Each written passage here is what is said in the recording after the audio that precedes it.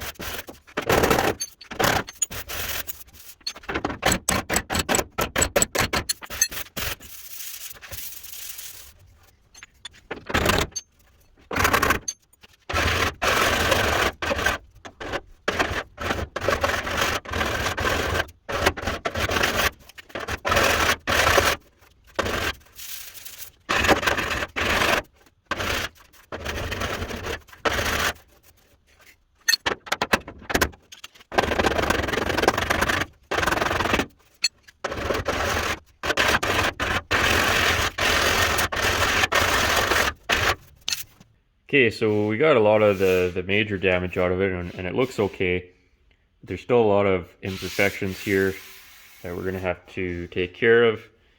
And so what I'll do is I'll guide coat this, and then we'll mess around with it some more.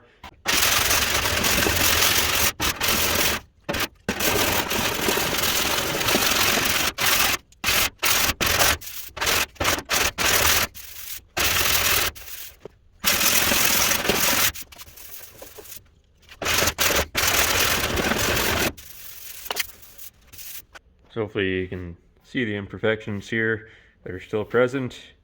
Obviously the places where the file is touching the metal is high or level, and then we can see our dual action sander scratches. Those areas are still low, so we're gonna have to kind of tap down the high spots, bring up the low spots, and just continue to equalize this area.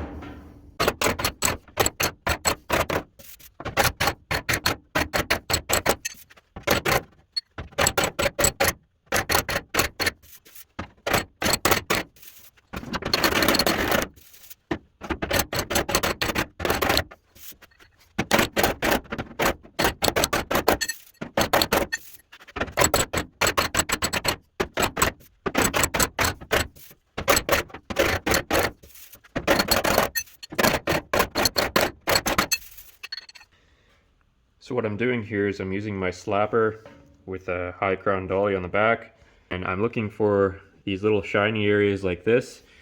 That indicates that the low area has been raised, and the benefit of using the slapper is that while I'm raising up those low spots, it's also bringing down the surrounding areas that are high, and in theory creating a level plane. So we'll give this another quick pass with the file and see where our progress is at here.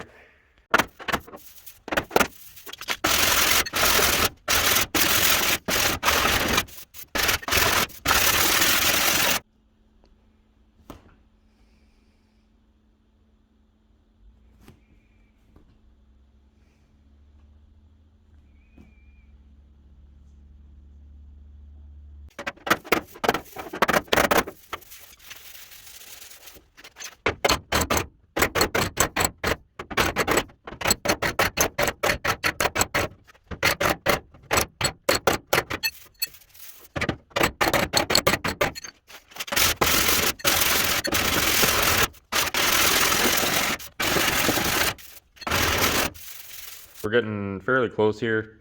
When we look at it, we can still see that there's a few imperfections here. So we'll just get those raised up. And what I'm doing is I'm kind of filing in multiple directions, kind of in an X-shaped type pattern, or whatever suits the shape of the panel that we're trying to fix. So we'll just kind of bump these minor areas up here and give it a final go over, and then we should be done.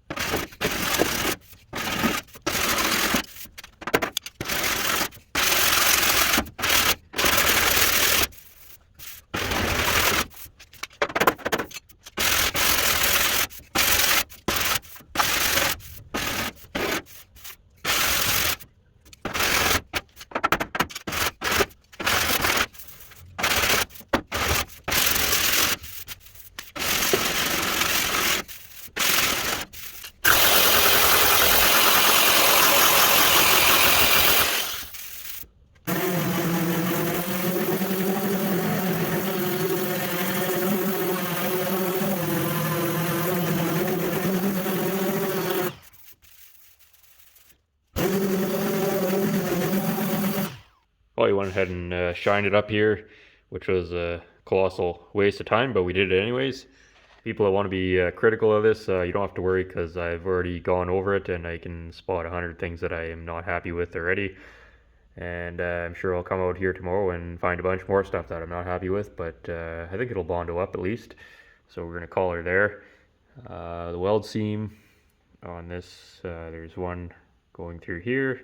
I think you're supposed to like run your hands across here to show the reflection or something. So the weld seam, if we can spot it here, it doesn't look like it's going to show up on the camera.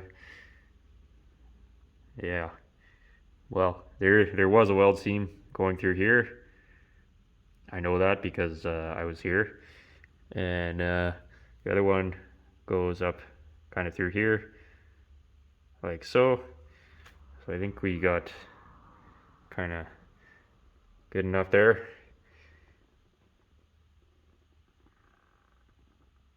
Sure.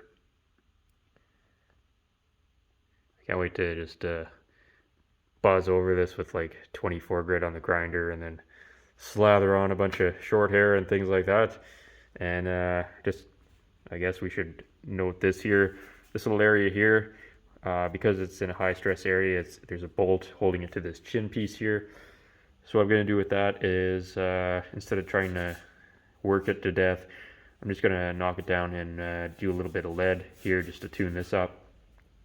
I don't want to just keep working this, and it's actually not really possible to even get in there and work it very well, but once the fender comes off, I'll just tune this up with some lead and kind of smooth it out that way rather than go through this whole process on here, because again, this is a pretty high stress area, so there's no point in working it to death when it doesn't have to be worked to death. So that's another good repair to get out of the way, I guess. I don't know why, but for some reason this is like something I've been just putting off for the longest time and just not looking forward to, but it ended up not being that bad to take care of. And so there you go. And we managed to get a video out of it. So let me know in the comments if you want to see more 36 Chevy action. Do you want the next video to be on, we got to build a patch to get rid of all of this ugliness. So we're going to have to build basically from here up all the way through here. It's going to be a fairly complicated patch to build. So let me know in the comments if you want to see that next. Or do you want to see us get back on the chicken truck doors? Got lots of work to do on these yet. So let me know. Just forewarning, I'm probably going to do whatever I want to do anyways, but I always like to hear what other people have on their mind. So let me know, 36 Chevy or chicken truck. Anyways, if any of you were wondering about what the heck I was doing there, I'm going to put this video in the 1936 Chevy playlist. And if you go back to the earlier videos where we were repairing the driver's side fender, I kind of go through everything I'm doing in great detail. I show you all the tools and all the techniques and the explanations of what I'm doing and why I'm doing it and how I'm doing it. So I just didn't bother repeating all that for this video because it adds time to my job and it adds time to your viewing job. And so if any of you are new here, please go back and watch those videos if you have any questions. It's a fairly in-depth video series, and it should answer all your questions and more. Other than the question of why, I can't answer that. I don't know why. But anyways, hope that helps you out. And I just wanted to apologize for phoning it in on the video this week. Although, in my defense, I promised a video, I never promised a good video, so this is something I had to do, and so I figured we'd just get it done. The past month or so hasn't gone exactly as planned, so I haven't had any time for doing video content or anything like that. And not only have I not had the time, but I haven't had the space as well, because we had a fairly big, well, not a big project, but just a big vehicle in the garage. So I didn't have a lot of room for doing other things.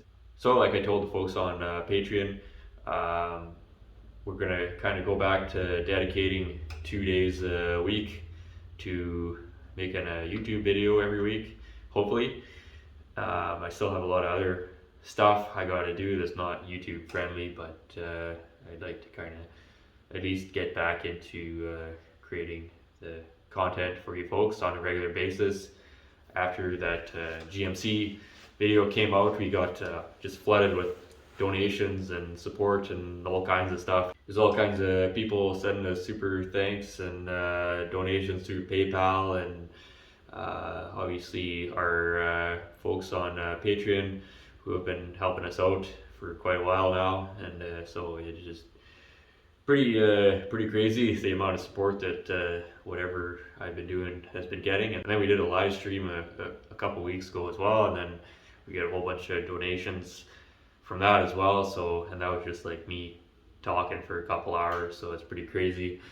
But anyways, like I said, I'm gonna try to get my act together here and get some more regular content coming out for you folks again, seeing as you've been so patient and so kind. So it's kind of the least I can do, I guess. So like I said, let me know if you want to see some more on the 36 Chevy, or if you want to see some more on the chicken truck, or whatever it is we're trying to do with those doors. I'd really like to kind of get some progress on the 36 this year, because it's kind of, well, it's my personal vehicle, and I'd like to see it progress. So the last of the major metal work has been this passenger fender here. It's quite badly damaged, and so once we get that out of the way, then it's kind of downhill from there, at least on the metalwork side of things. So it would be really nice to get all of that sorted out this year, and possibly even get paint on the fenders this year. I'm not sure if I'm gonna paint them black or if I'm gonna paint them green to match the rest of the body. They were originally green, and I was thinking about doing them black, but then I have to paint the box as well, so I might just get enough paint to do the box and all 4 fenders and just redo them green the way it was from factory. And so yeah, that's kind of what's going on there. Once we get that done, then we can start digging into the suspension and brakes and things like that. I haven't decided what I'm doing for an engine or drivetrain in it yet, so there's a lot to do yet, but just getting this fender out of the way is going to be a major step forward. Anyways, I can't think of anything else to say, so we're going to sign off here, and thank you again to all you folks, and we'll see you again shortly here